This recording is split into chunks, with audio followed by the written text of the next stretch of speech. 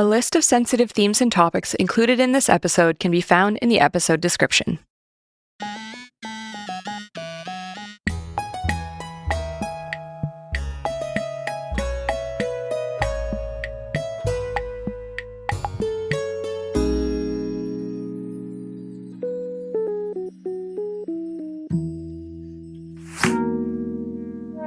Welcome to This Guy Sucked, the show where we prove that it's never too late to have haters and you can't libel the dead.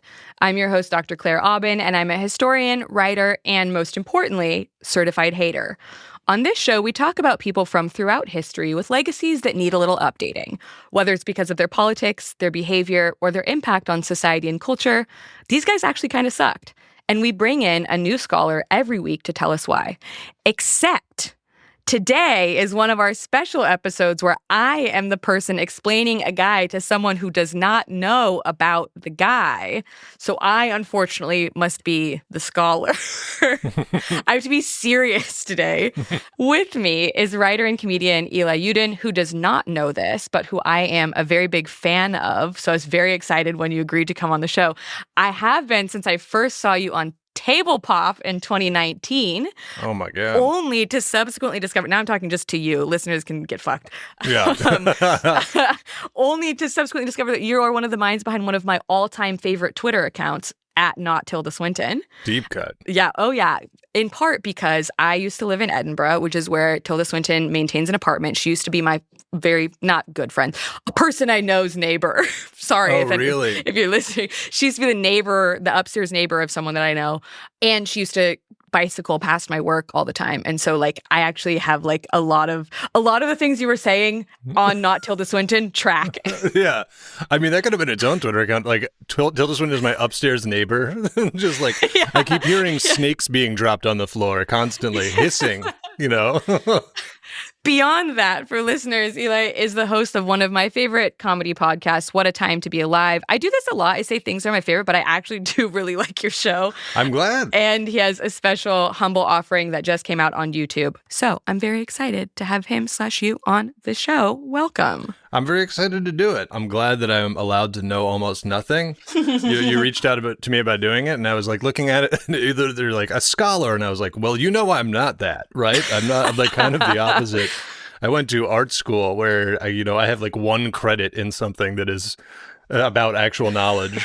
Yeah, but no, it's exciting. I do like, my history knowledge is very patchy, and it's from, like I've written for websites, obviously. I've written for like websites that do a lot of the kind of one cool, like, oh, did you know about this from history? So I have a very like surface level and often somewhat wrong understanding of things from history. Great. Where I was like, if I'm expected to be a like resource here, I warn you heavily against it. Like I'm not going to know too much. And then, I got to choose a guy from history. I don't know if we're broaching straight into the subject of the episode. No, I was going to ask, why did you pick the guy we're talking about? So please. Well, I threw out a couple and, because I know like traditionally, and the listeners already know this, and they're going to be like, my format, no, is that you do someone who is like generally considered to be good. And then so I was like, oh, well, might be funny. I threw out a couple, and some of them was like, I was just trying to avoid just being like the sword guy. Just like, I'm like this, I think there's like three dudes that every sword dude is like, these are guys who are awesome or whatever. I want to know about them. Wait, who are the awesome sword guys that you think of? Well, not sword guys necessarily. I feel like every time I'm just like, look, I'm like a metal guy, sword guy. So it's like Vlad the Impaler. I just like always, anyone who wants to teach me about him. So I threw out a couple, and then the one who said, which I thought was funny because it's like immediately, this guy sucked, is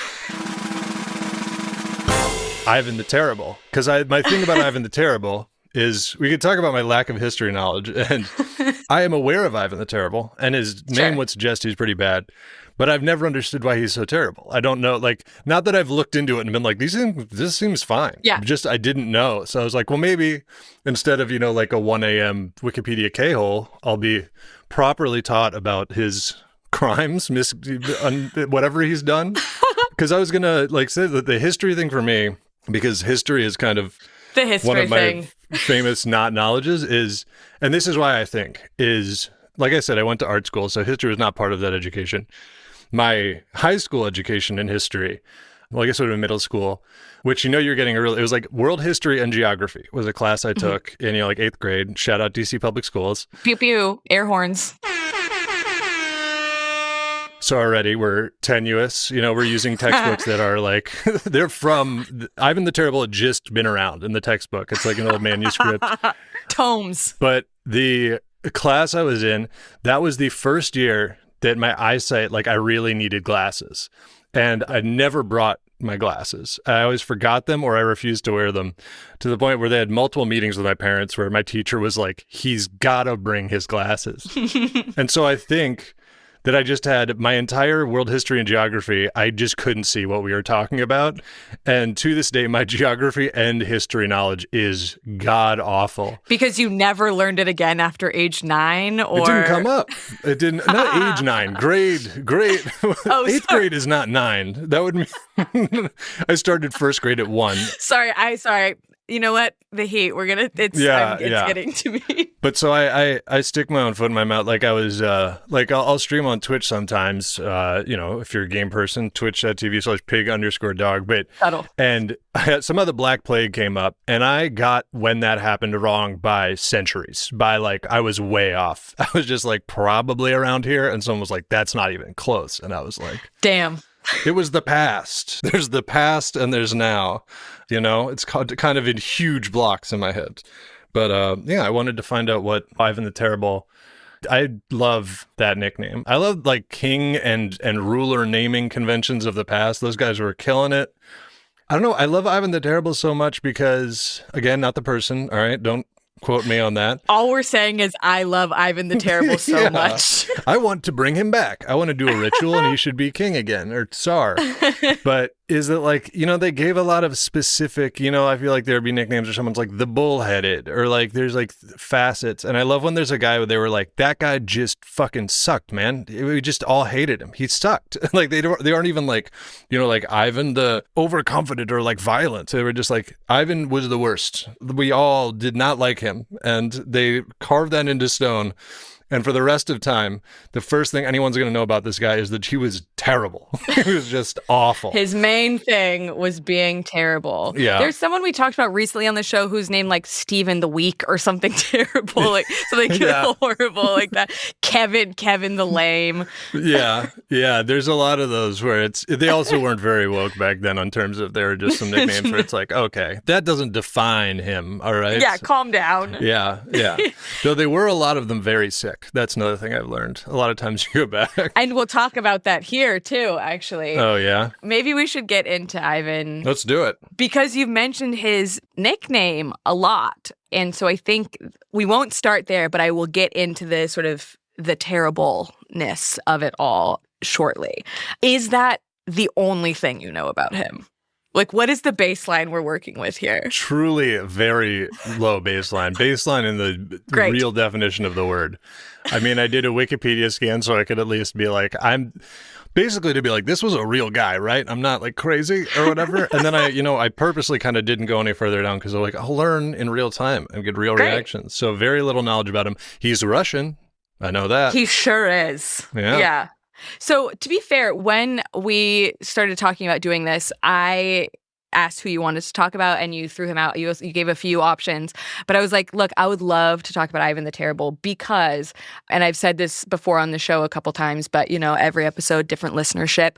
I started my journey. This sounds like when people have a sort of like LinkedIn awakening. I started my historian journey as a Russianist. So before I became what I am now, which is a sort of like hybrid Eastern European Americanist, I started as a Russianist. I did my undergraduate degree in Russian. I lived in Russia. That's what I thought I was going to be doing.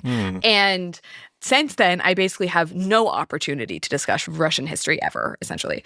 The work I do now is on primarily Eastern European Nazis living in the U.S. after the war. So, like, it moved from being a Russianist and an Eastern Europeanist over into, like, looking at immigration of Eastern Europeans to the U.S. So it makes sense. Just moving east over time. So, eventually you'll be studying Asia and then looping all the way back around. You're in Alaska then at the end of this. Yeah. So, I mean, it's fun whenever I get an opportunity to, like, talk Russian history because it is so batshit. Like, Russian history is batshit.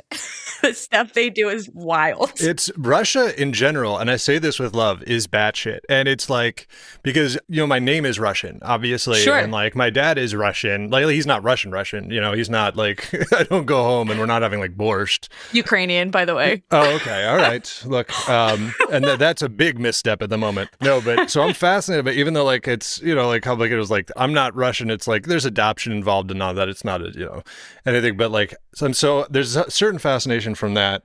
But like, I'm just fascinated because, like you said, like all their history is just kind of crazy. And then even, besides the current political stuff, just like Russia now is like famous for, outside of that, like just videos of just someone like climbing on a crane. And it's just like, what are you guys doing over there? Like, what is the day-to-day? It's just a fascinating country to me. So I'm glad to hear that it holds up, that the people who know countries well and history well are like, no, Russia is crazy. Russia's just been up to some wild stuff. Russia is crazy. The story I always tell people is the day I arrived in Moscow, because I was there on like part of a study abroad thing. Were you wearing a trench coat? I imagine everyone arriving in Moscow is in a trench coat. Like, you got No, it was February, so I was in like a full parka with only it's sort of, what's his name in South Park with the eyes? I'm him. Kenny. You're Kenny. This is proof that I don't know anything about South Park. But that was me getting there. But my first day that I arrived, we had this guy who's like in charge of our program, basically. Shout out to Pasha. He lives in Ohio now. But he was like, look, I'm going to teach you how to cross the street in Russia. And we were like, what the fuck are you talking about? How to cross the street? How to cross the street in Russia? Run. He said, as you walk across the street, you have to turn and make direct eye contact with every driver you walk past. Otherwise, they will kill you. You have to remind them that you're a human being. You have to look them in the eyes. I love for a while there was, again, my interface with Russia was like live leak videos or whatever. There was a trend, I believe it was in Russia mostly, of people trying to commit insurance fraud by throwing themselves on the hoods of cars. And so everybody started getting dash cams. And then there was all this dash cam footage online of someone like throwing themselves on the hood of a car, acting hurt, and then seeing a dash cam and just sort of like shrugging their shoulders and walking away and being like, all right, that one didn't work. We'll try it. Next red light. Yeah. Now, for insurance reasons, I'm pretty sure, and if there's anyone Russian listening to this, I don't know how you're doing that with a VPN, but there's a sponsor for this episode. VPN, listen to this episode about we your actually country. Literally are sponsored by NordVPN. Use it. Hear all about Use this. NordVPN. And hope your door doesn't get kicked. Overthrow your government also, but also listen to this. I think for insurance reasons, they have to have dash cams now. I think they must have cameras in their car now. So like that's why there's this proliferation of dash cam footage. Yeah. Okay. Anyway, so now we understand what your frame of reference is. And whatever you think Russia is like, I can guarantee you it is worse and more insane. So like we'll start with that being kind of delightful. That's the baseline you actually need. So, Ivan the Terrible, also known as Ivan IV Vasilievich, I will not call him Ivan, I'll call him Ivan the rest of this because I'm trying not to be too pretentious. But he's a ruler in the 16th century. He's alive from 1530 to 1584. In terms of what he is most well known for by people other than you, is he's the first ruler to be formally crowned Tsar or emperor. It comes from the word Caesar of all Russia. When I write Tsar, if this is helpful for anyone, I write it with the TS because that's how you would transliterate the symbol that we would use in Cyrillic. But you can also see it with a CZ. Doesn't really matter. The CZ makes it clear that it comes from Caesar, like that's where the word comes from. He is best remembered, I think, as one of history's most infamous and violent rulers. And as you've said, his name has sort of become this sort of shorthand for kind of unhinged tyranny and tyrannical behavior. And I love that, like, even among old kings and rulers like that, if you get famous for being violent and, like, unreasonable, you had to be going crazy with it because, everybody had syphilis. And so it's like everybody was in the throes of madness most of the time, I think. Yeah, we will also get into that. Oh, okay. Nice. Put a pin in that one for a second. Yeah, it's to be known as particularly cruel in the 16th century is an achievement, I would say. Yeah. So he's really stand out among a cohort of people who are all fucking horrible, like all really awful. So for him to be them, for them to say sort of, is especially intense is worth, I don't know, celebrating. Yeah. It's something. Ruining? I don't know the word is. Yeah, I mean, he initially is, well, I mean, maybe when we talk about what he's known for, there are several different directions one can take it. But he does expand or did expand Russia's territory very significantly in the early part of his reign.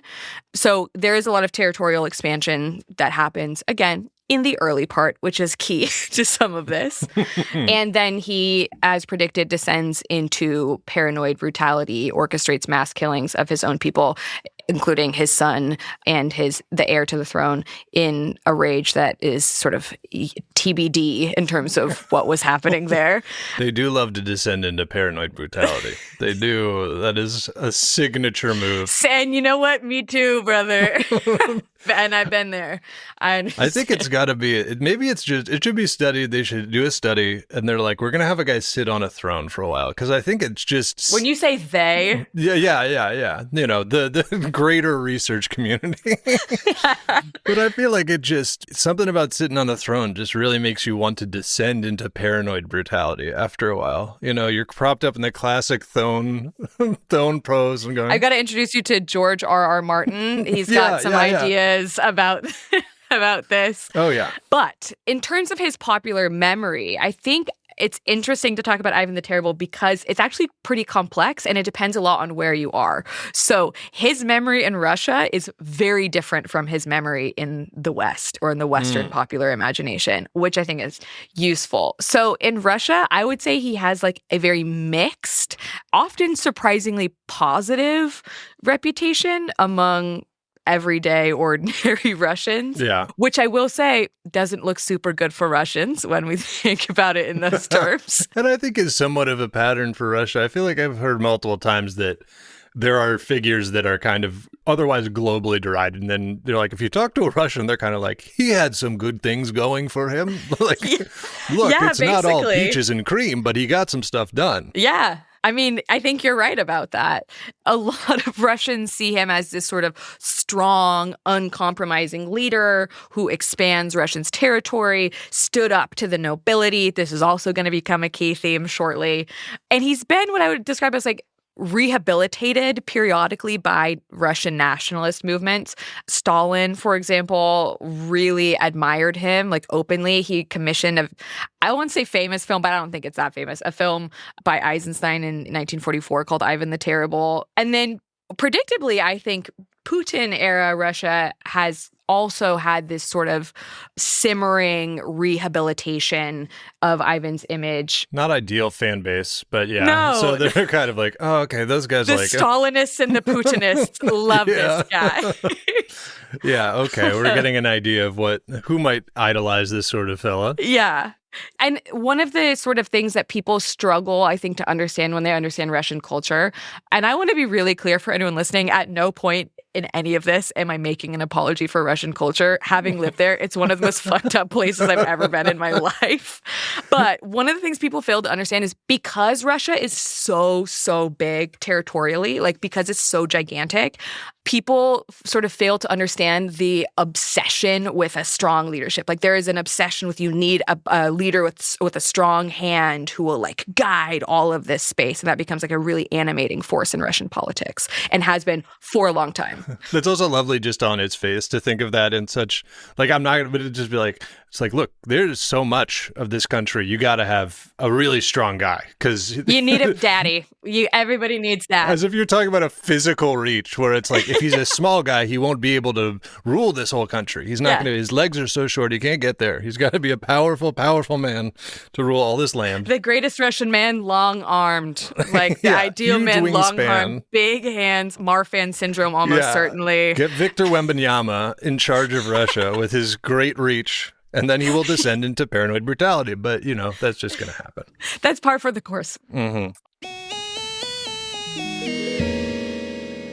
Hi, it's Claire. I'm here to quickly say that this episode is free for everybody, but the next one won't be. That's because we switch off between free weeks and Patreon weeks. So if you're a fan of public history made by actual experts, consider supporting our Patreon. It's only one tier, which means everyone who subscribes gets access to the same perks across the board. Because we're not trying to get rich, we're just trying to make good history that is engaging and accessible at the same time. For the price of a fancy muffin, you'll get access to a new episode every week instead of just the bi-weekly free ones, and they'll all be ad-free for you. You'll also get access to the full episode archive, bonus content, early access to merch, and lots of other fun Patreon exclusives to sweeten the deal. Just head over to patreon.com/thisguysucked and join the Honorary Haters Club.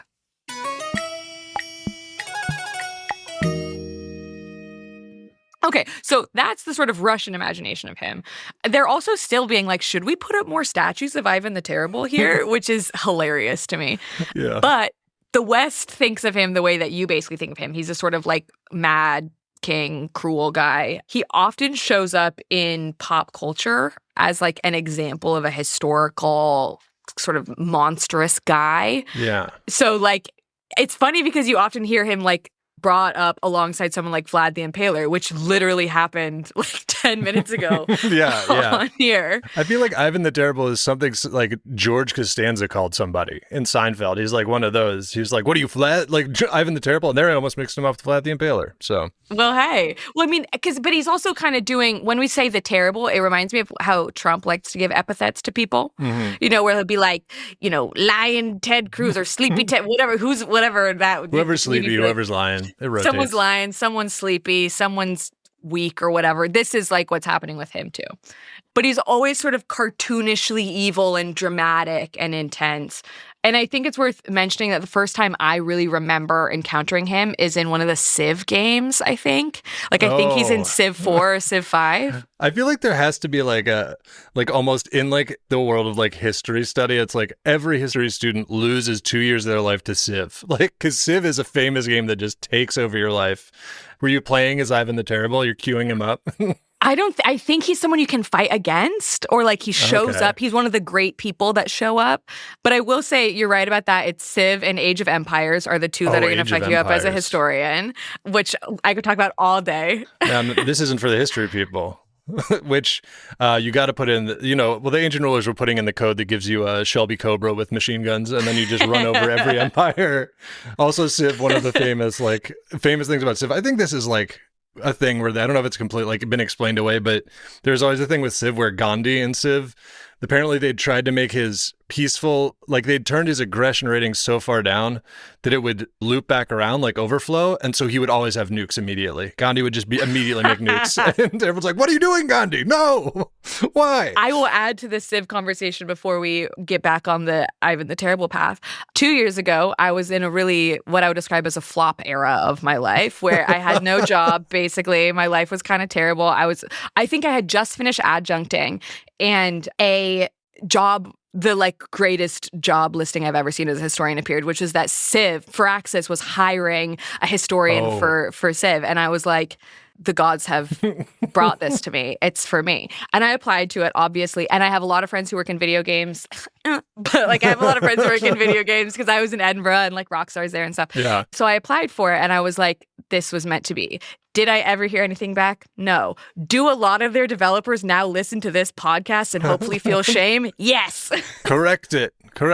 And then bring me into work on a game that has nothing to do with history. So I don't, something very low stakes. Rockstar Table Tennis 2. Get me in on that. I don't know.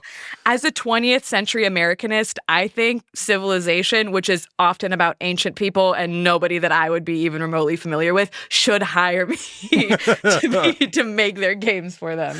Yeah. I mean, it's that's the dream, right? Is to get brought in as like the Norse mythology consultant on like God of War, and then just be like, they're like, how would you behead Jormungandr? And it's like, oh man, I could talk about this for 2 days. Let's get into it. Let's really think about it.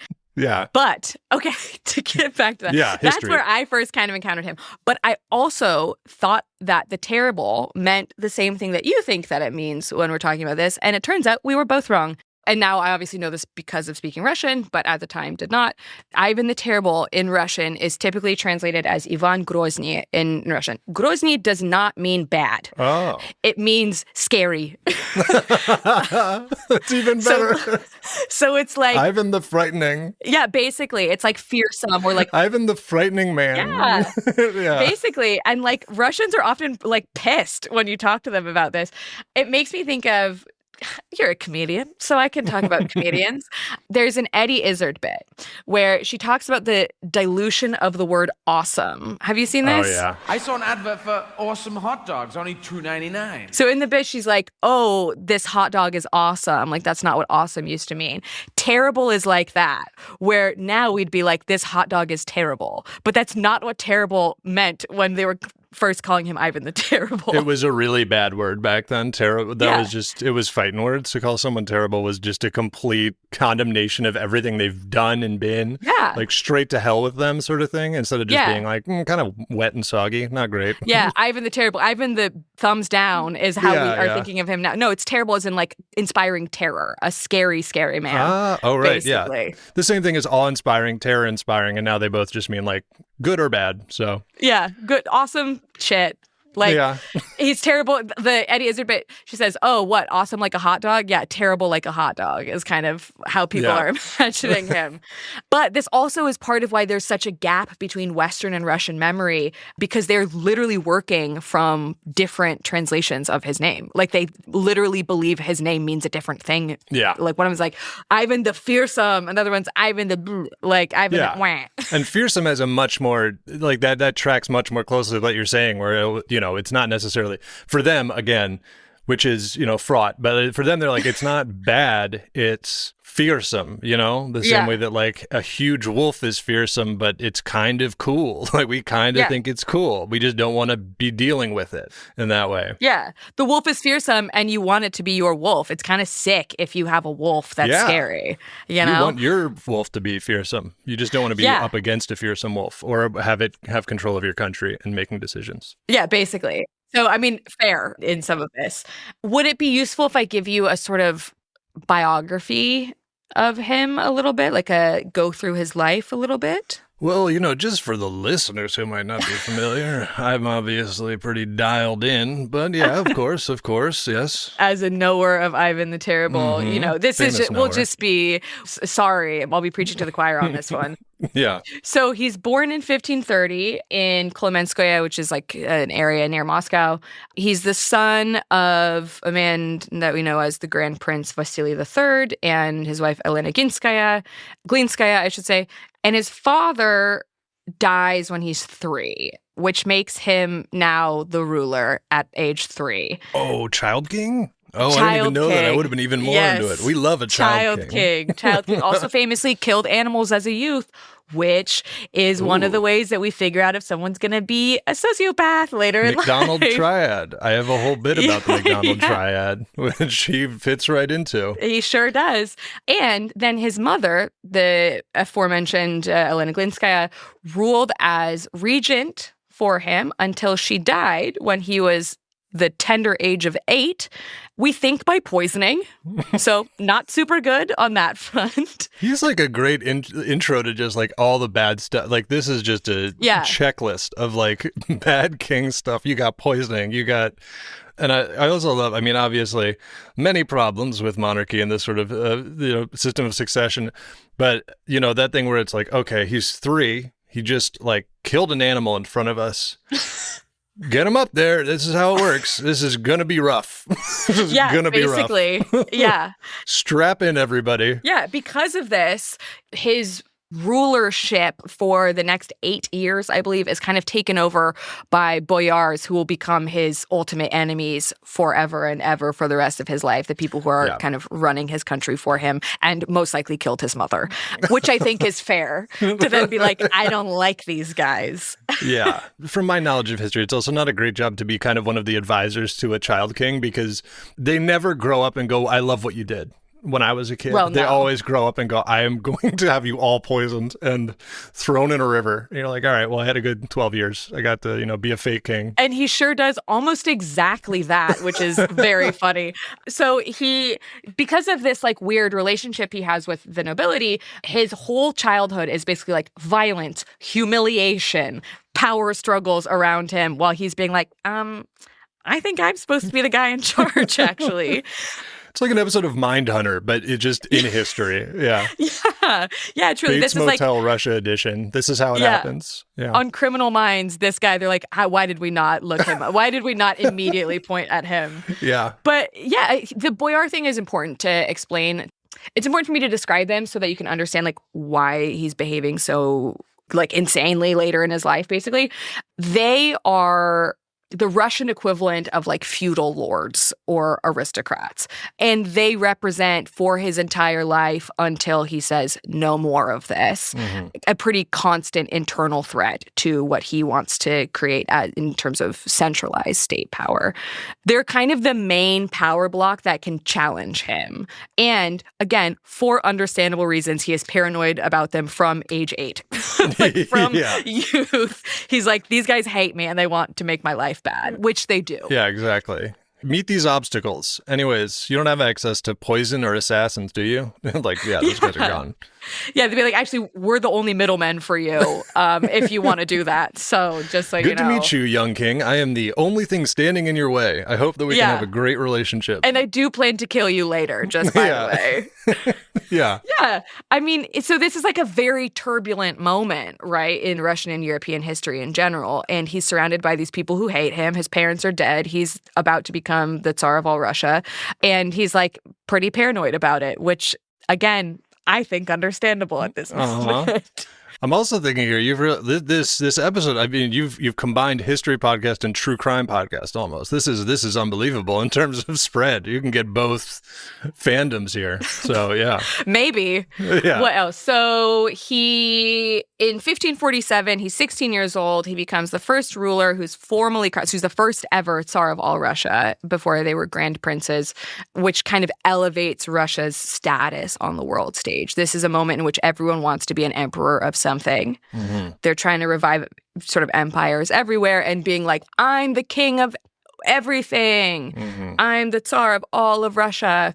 Is like, great. This is what state power looks like. Because it's the 16th century and everyone is trying to like, throughout Europe, are trying to get a piece of the pie and figure out where these borders are going to go. The Reformation is happening, blah, blah, blah. An age of empires, if you will. Some might say. Yeah. Famously. Yeah. An important thing to know for what is going to happen later in his life is that shortly after he is crowned Tsar of all Russia, he marries a woman named Anastasia Romanovna, who he had, like, as far as we can tell, a deep and loving relationship with.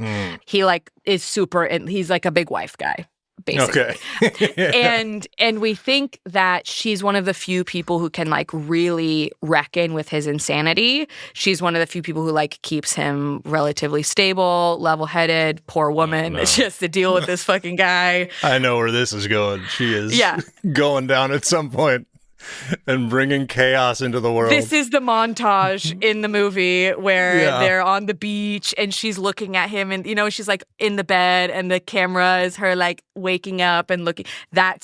Picture that in your head when I talk about this. Yeah. It's funny just knowing like so little about history, like in a formal sense, but just knowing kind of the patterns. It's like anytime you introduce, this is his wife and she was kind of the only thing keeping him together. And then it's like, all right, I know what the end of this movie looks like. Oh, the famously crazy man had a wife who was the only thing keeping him together.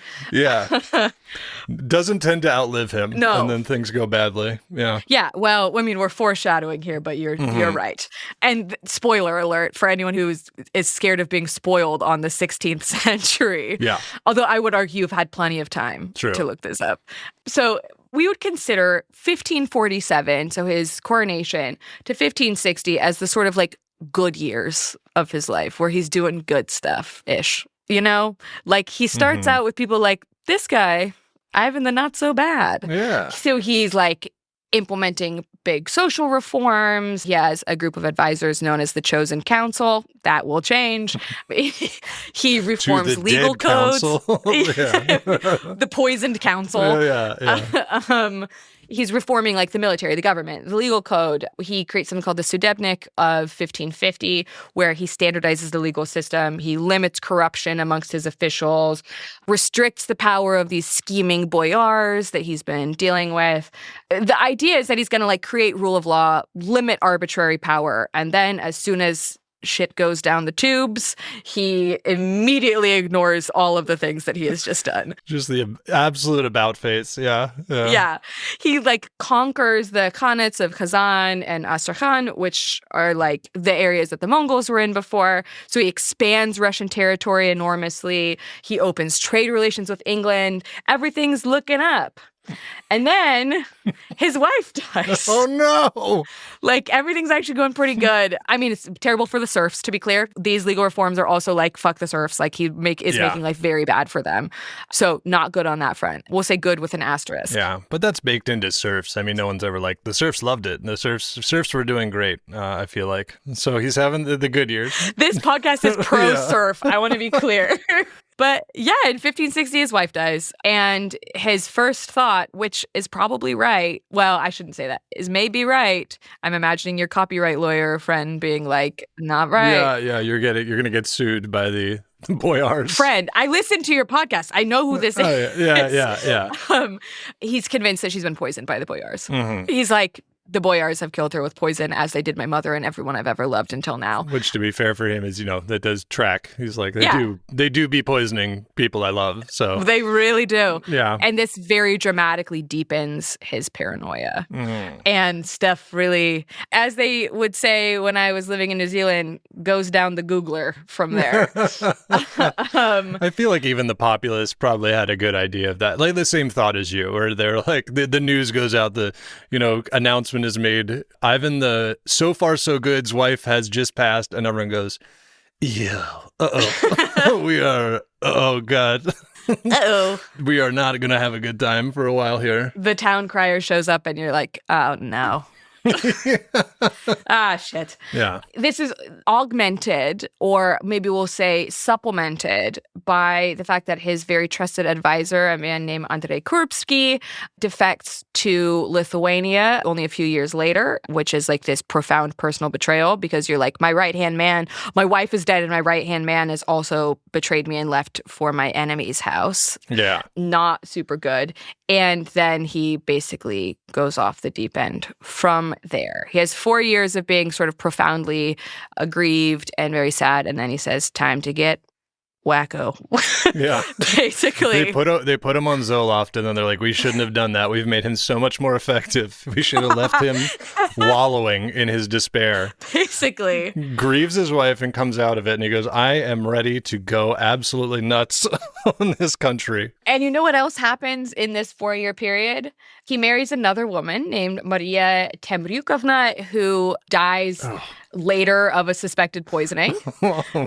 And this is looking ahead a little bit, but he has 5 more wives after that. Man. 2, possibly 3 of which are also poisoned and then forced into a convent. You gotta have a room of antidote. You gotta have like a huge barrel of antidote just ready, because you know it's coming. Just every day, just take it like a daily vitamin, like a Centrum. Just have your wife drink antidote every day of her life, because she is going to get poisoned. Flintstone gummies. Yeah, Flintstone's antidote.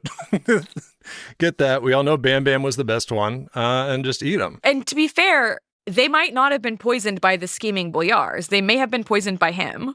So we'll maybe add that in there. We don't think the first one was, because he really liked her. Yeah. We think the others may have been. It's a little bit less clear who is getting murdered for what reasons. But then he goes through a period of forcing all of them into convents. So he has 3 in a row that he forces into convents.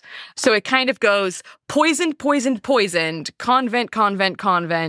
and then one of them survives him. Yeah. But not a good gig being his wife, unfortunately. I feel like the more you learn about history, the more the like weird fantasy that people have. Like when like younger, they're like, oh, like the fantasy of like marrying a king. It's like, actually, that was a terrible thing to do because you were going to get forced into a convent. You were ending up dead or a nun. And that was like, a nun was the good version of that. And, no hate to nuns. They do great work.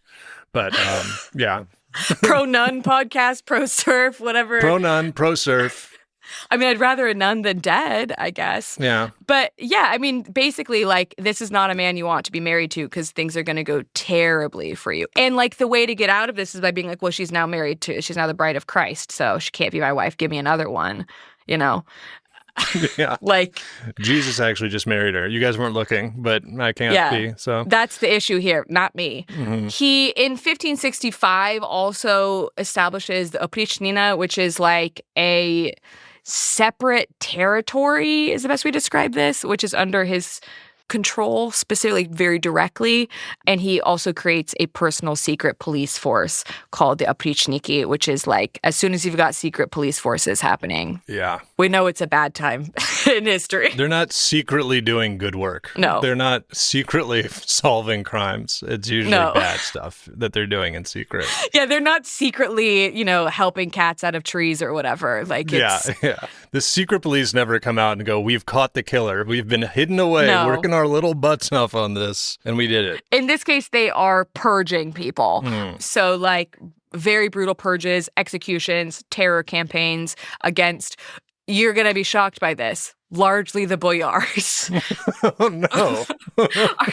are kind of like his general suspected enemies list. Number one on it with a circle and arrows is the boyars. That's the difference between them and me, man, in terms of motivation and drive. If a guy like this was king and I had control of lands and was some sort of feudal lord, I'd be like, you can have them. I'm done. I'm going to the monastery. I'm going to hang out with the nuns. I don't want to be involved. I don't want to have the target on my back.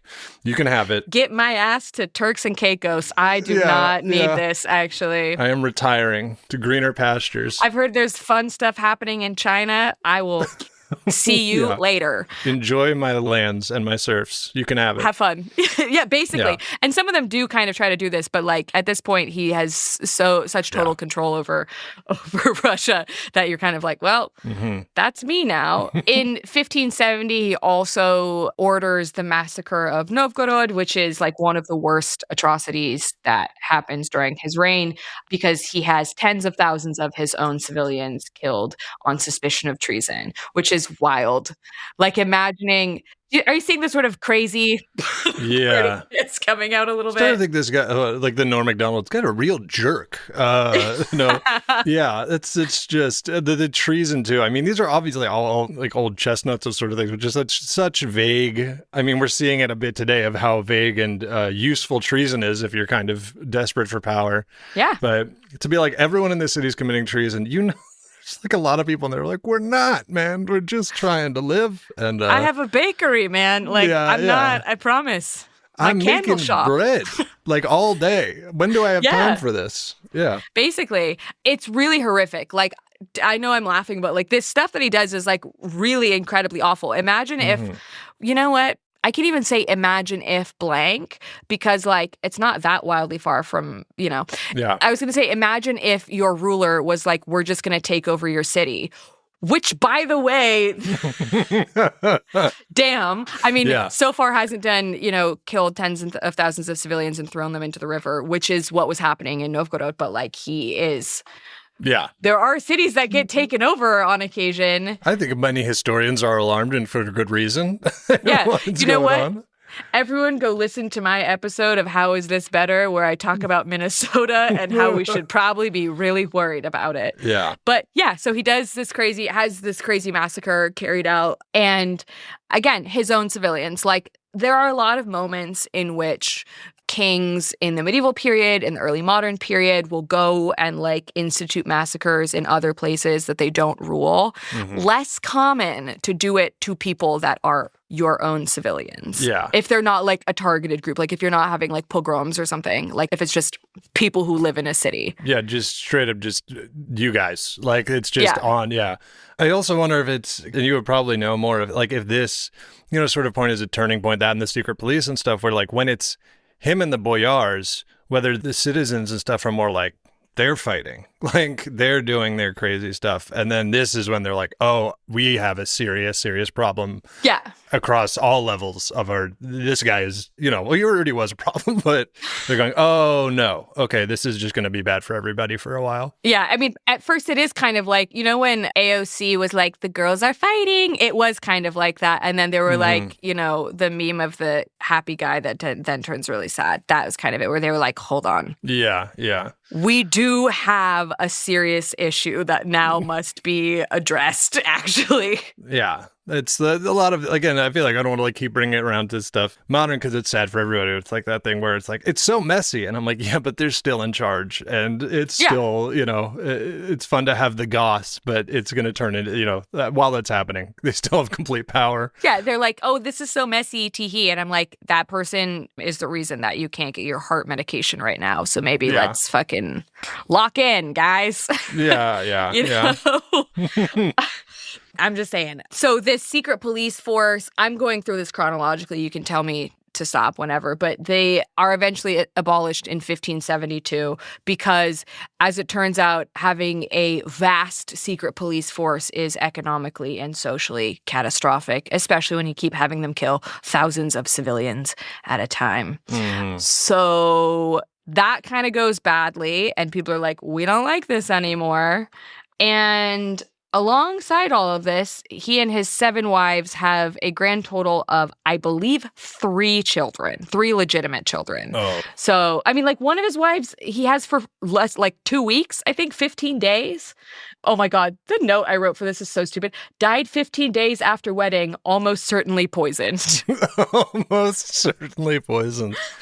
I mean, that could be the cover of a book on Russian history, right? Almost certainly poisoned. That is a very, very good, that's a podcast title.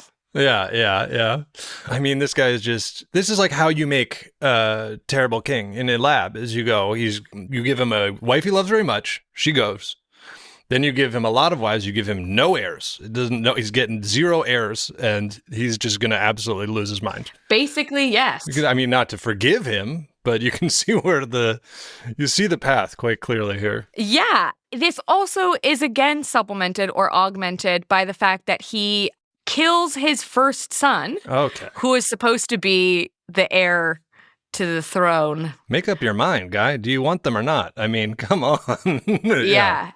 And this is part of actually what a lot of people will be familiar with. Have you seen, there's a famous painting by Eli Yudin from, I want to say like the 1880s, and it has Ivan the Terrible holding his son and looking you should look this up. I would love to see an old painting. I mean, in general. Google it. Everyone listening to this, go and Google it. He's like holding his dead son. I think it's called Ivan the Terrible. What's the painter's name or the artist's name? Ilya Repin. Oh, yeah. Oh, okay. This is post. this is a picture of post action. I kind of thought it was going to be him like hugging him when he was fine. No. No, it's a very famous painting of him, being like, uh-oh. Yeah. Just killed my son. Beautiful rugs, though. And gorgeous that's true rugs. Of all Russian paintings, I'll tell you. Another title for the book, almost certainly poisoning beautiful rugs, though. But beautiful rugs. Yeah. Yeah, so like he kills his son in a fit of rage in 1581, who's, again, the heir. And people also think that plus the wife dying thing are kind of the ones that make him spiral for the rest of his life, essentially. We don't fully know why he killed his first son, Ivan Ivanovich. There are a lot of theories. He did also just beforehand. So Ivan Ivanovich is married to Elena Sheremetyeva, and she's very pregnant. And one of the stories, I don't know if this is believable or not, but there are a lot of theories. Just before he kills his son, he also unfortunately beats his very pregnant daughter-in-law, Elena Sheremetyeva, perhaps for like being indecent, is one of the arguments, that he like sees her in a state of undress or something and is like flies into a rage, and then his son tries to protect her, and then he kills his son, possibly on accident. He hits his son over the head with some sort of iron rod or something. But we also have said maybe there's a political issue. Like, there are a lot of reasons that could just be sort of a romantic imagining of this, that his son. But we do know that he does beat his daughter-in-law. And then this happens. Yeah. Yeah, I don't know how accurate the painting is, but there is a big iron rod in the painting. It's made 300 years later, so maybe it's not... He didn't have a painter in the room being like, you got to get this.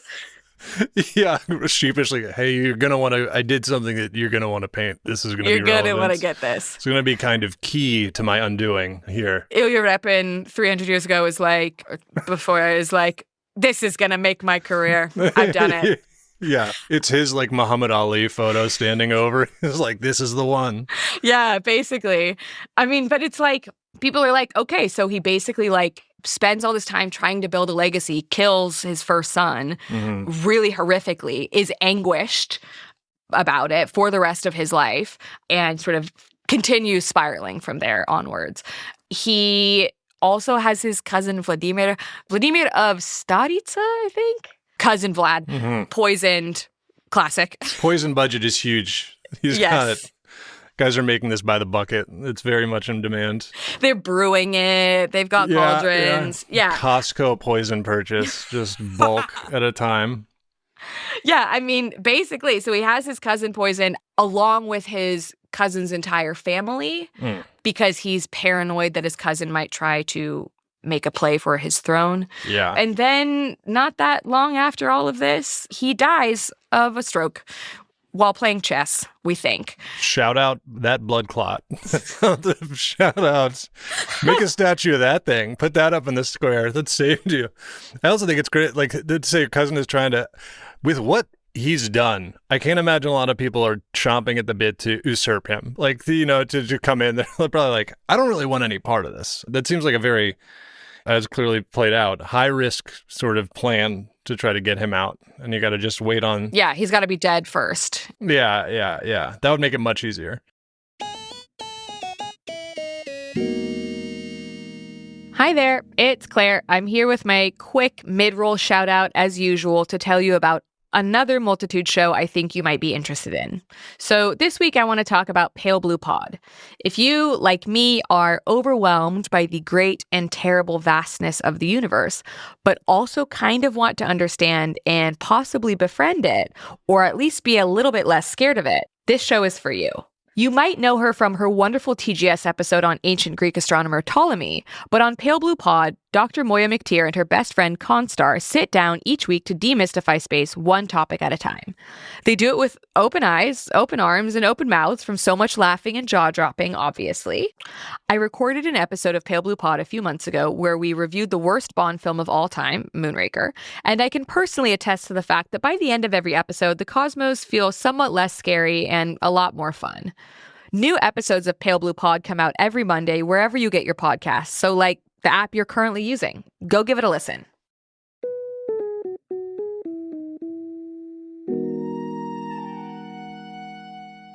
I will also add, we think it was a stroke, but it could have been poisoning. Poisoning.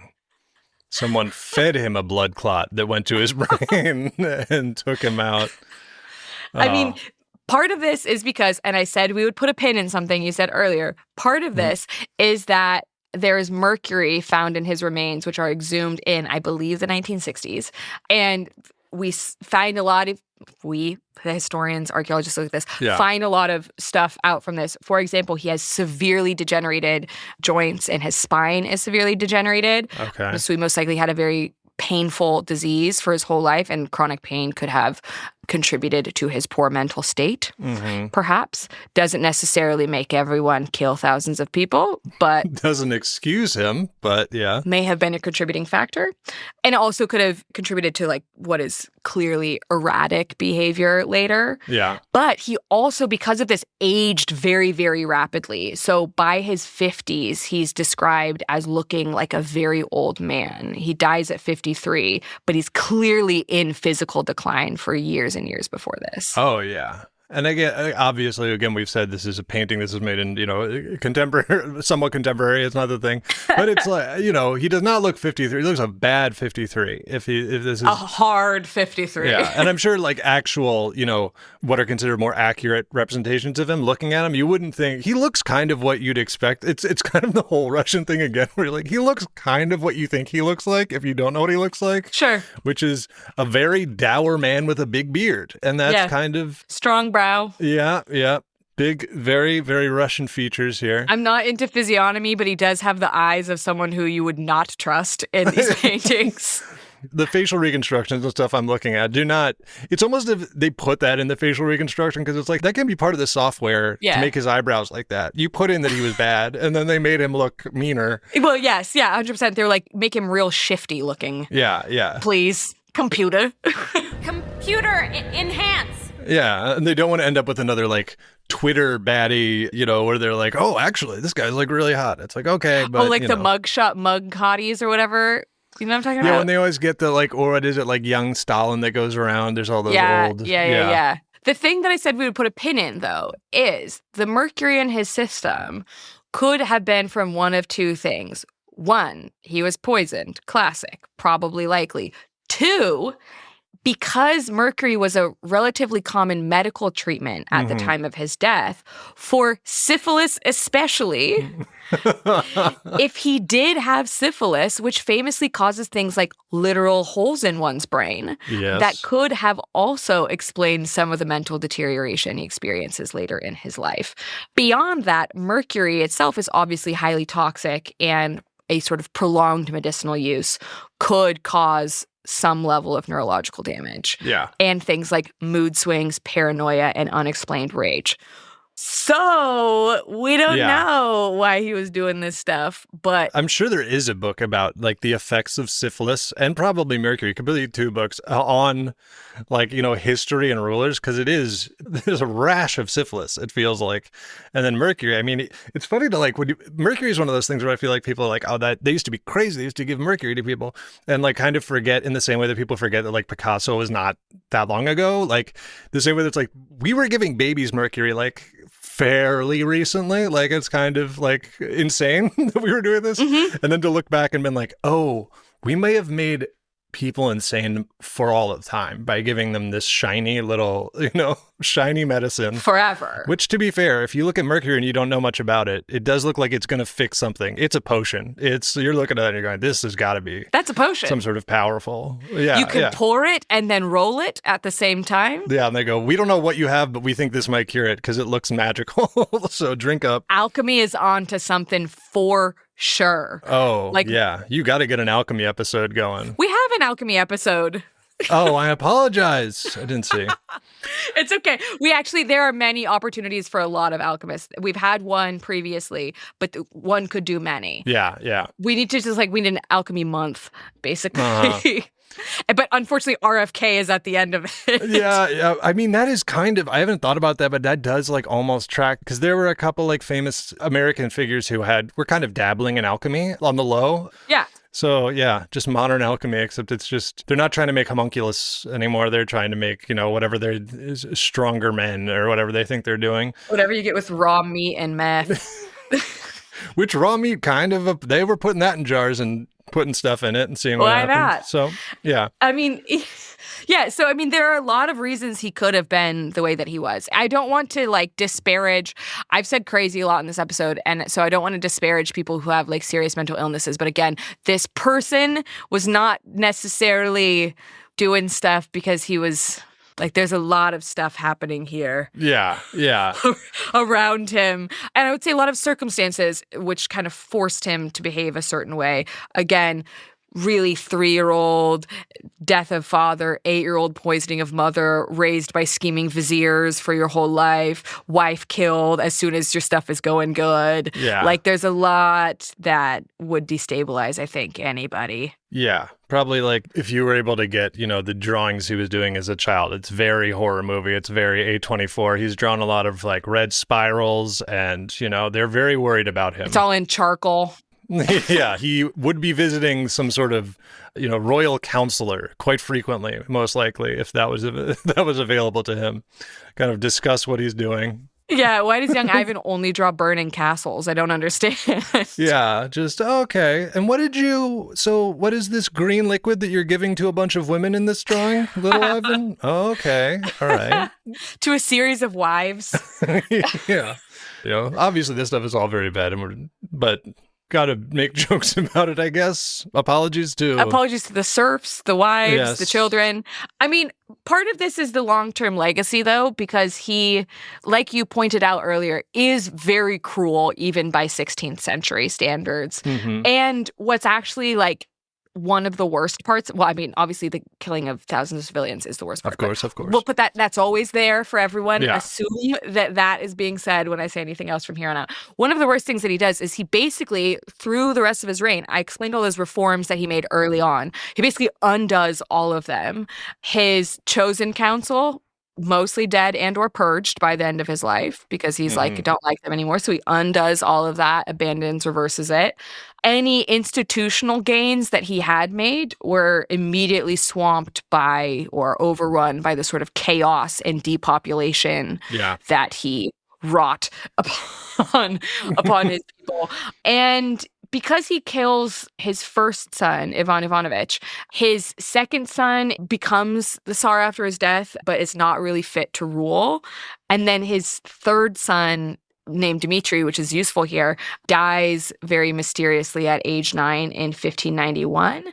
In response to that, a bunch of people known as false Dimitris start coming forward and being like, Oh, wow. he didn't die, I'm Dmitri. And this plunges Russia into chaos for a very, very long time. And it's known as the time of troubles. One DNA test. That's all they needed. One paternity 23andMe. test. One Maury episode could have saved Russia from so much pain. That kind of stuff is like fascinating in the same way that, it reminds me of, like, to bring comedy stories, like, there's like a great John Mulaney bit about like police work before, even though DNA is very flawed, we all now know, but like before DNA that, they would go to a crime scene and be like, oh, there's a bunch of blood here. Gross. Clean it up. Detective, we found a pool of the killer's blood in that hallway. And he would just be like, gross. And the same thing is that there was so little, they couldn't prove any of this stuff. So there was a thing where as soon as, if some sort of heir went missing, you could just have hundreds of guys being like, I'm him. And then they'd be like, he might be. We don't know. Throw everything into just complete uncertainty. What's funny is that there are 3 to 4. The third one may be the fourth one, but there are 3 to 4 who get believed to be a Dmitri and then they're like, no, this is a false Dmitri. The first one does, in fact, become Tsar of all Russia. Okay. Works out for him. The first false Dmitri from 1605 to 1606 is the Tsar of Russia. I mean, if you're a guy who looks like Ivan the Terrible, you got a big opening at that moment. Like, if people have been telling you, hey, you kind of look like Ivan the Terrible. And then all of a sudden they go, we can't find his son. And you go, this is my moment. I'm going to go try to... I have incredible news for you.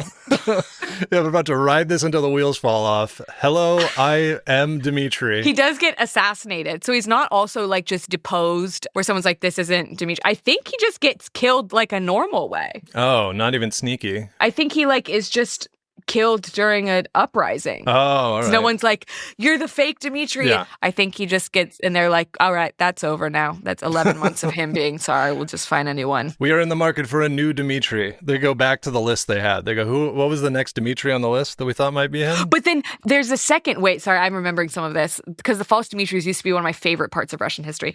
Yeah. The second false Dmitri is not just him saying he survived the first death. It's him saying he survived the second death. Oh, so he's saying I'm immortal.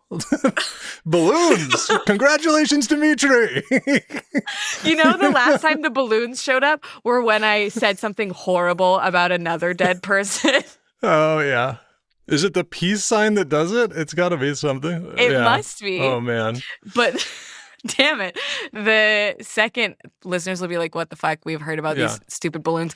This second false Dmitri claims that he survived the Moscow uprising as well. And I think his wife, the first false Dmitri's wife, says that he did, and the second false Dmitri is in fact her husband, so she kind of gets in on it. Oh, wow. The whole thing is wild. Yeah. Like, Russian history is nothing but insanity from start to finish, basically. This can be my intro point, and now I'm just getting deep into it. I mean, it is. I realize now you were saying that he was saying it in a way where he was like, I escaped, I wasn't actually killed. Yeah. Because for a second, I thought he was just claiming he'd come back to life, which I think has also happened sometime. Specifically in Russia, there have been like one or two guys who are like, I'm immortal. And everyone's like, he might be. I'm not sure. I mean, I believe it. That's another one I have to dodge. I'm like, I can't just do Rasputin again. Everybody loves Rasputin. Doesn't love him, but obviously a figure in there. But I mean, I feel like even just trying to this is maybe why.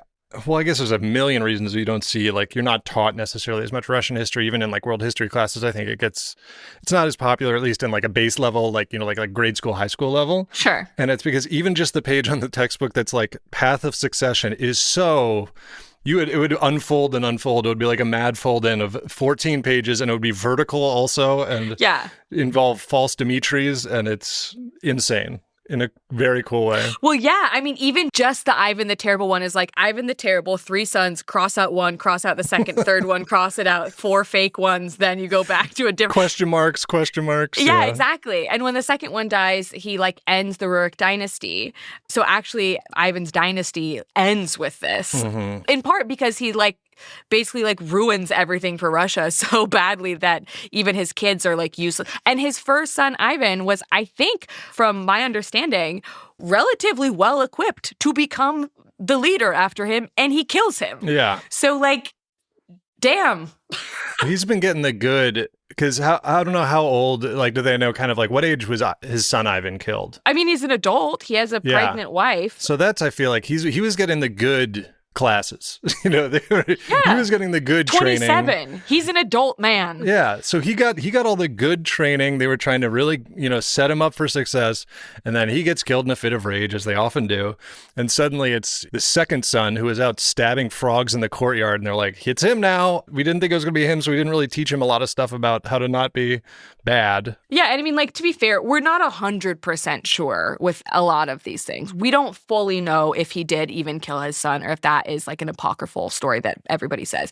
But it's kind of the common belief. We think it's not unbelievable by any stretch of the imagination. Based on everything else, I do think one thing we should do is sort of justice for the wives, because of Henry VIII's wives, you get a fun, nursery rhyme about them, dead, beheaded, whatever. Why don't we get one where it's poison, poison, poison, convent, convent, convent.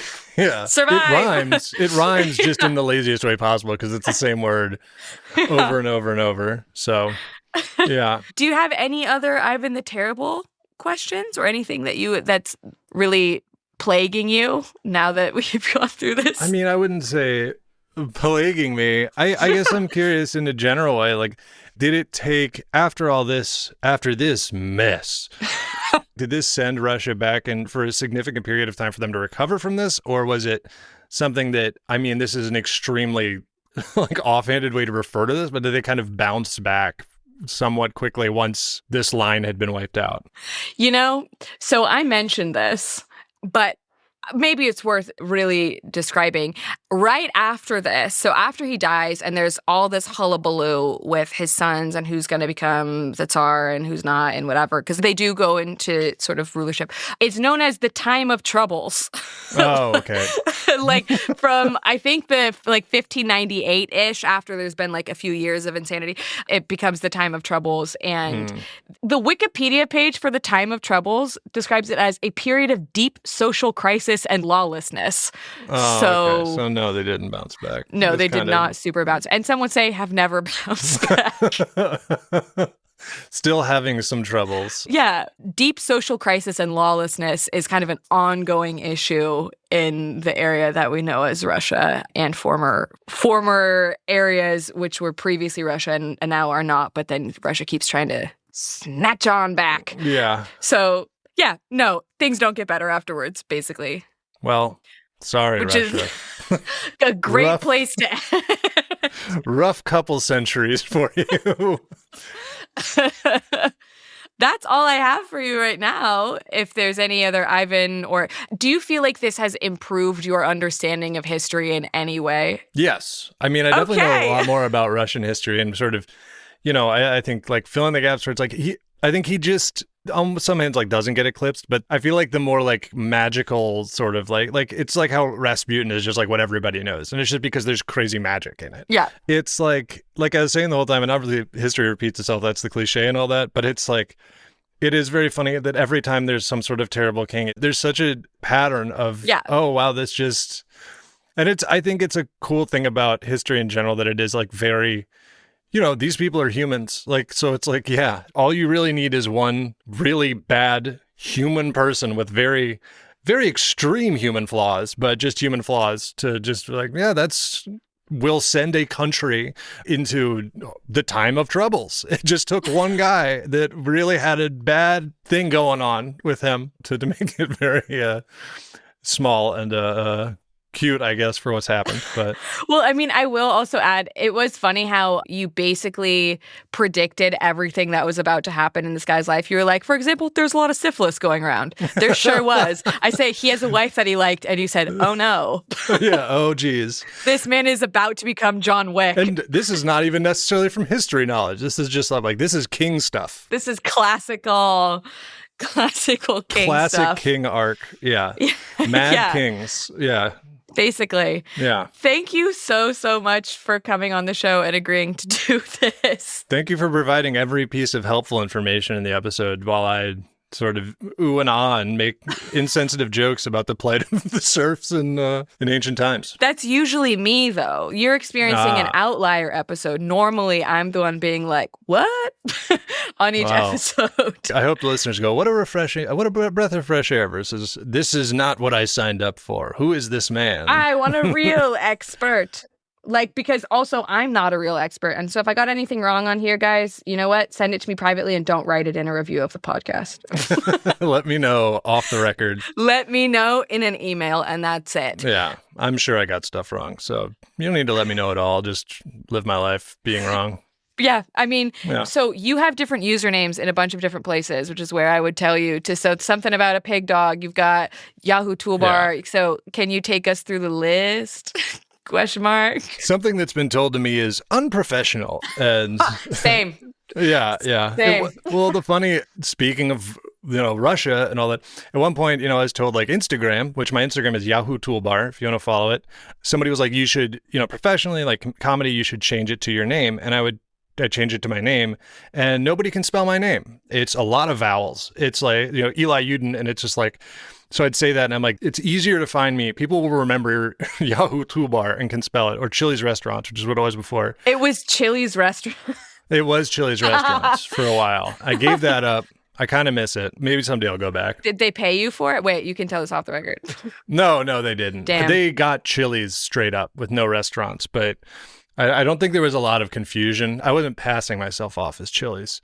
The only time I would have fooled anybody was like in the comments of a post, and they'd be like, why is Chili's Restaurants saying that? Especially. Was your photo the Chili's logo? Yeah, no, it was just me. I could have thrown up some fajitas.